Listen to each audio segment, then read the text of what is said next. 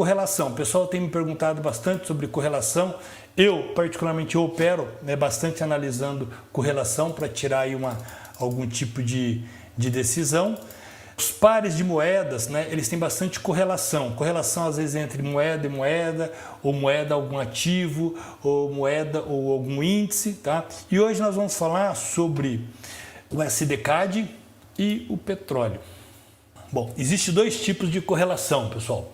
Correlações positivas e correlações negativas. Então, uma correlação positiva é quando nós temos dois ativos, ou três, que ele pode ser a correlação, você pode não comparar somente dois, mas três, quatro, instrumentos financeiros. Mas quando você tem pelo menos dois ativos, correlação positiva, que eles estão indo na mesma direção.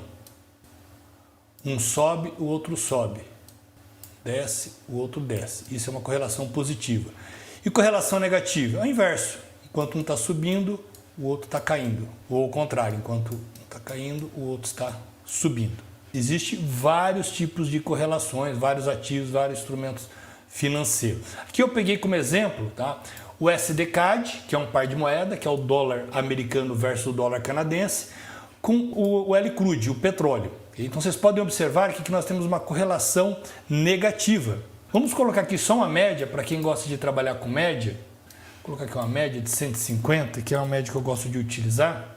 O que nós temos então, pessoal? Eu coloquei aqui o SDCAD e o petróleo, tá? O petróleo, eles têm uma correlação negativa inversa. Por quê?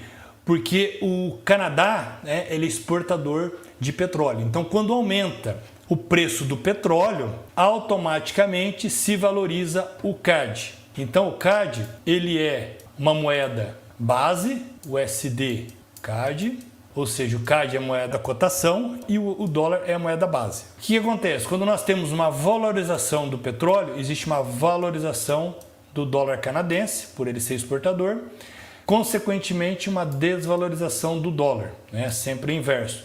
E é o que acontece aqui. Então, você abriu a plataforma, você observou que o CAD, vamos imaginar que você opera o CAD, que o CAD você vai estar trabalhando nesse momento aqui. Ó. Vamos pegar uma estratégia boba aqui. Ó.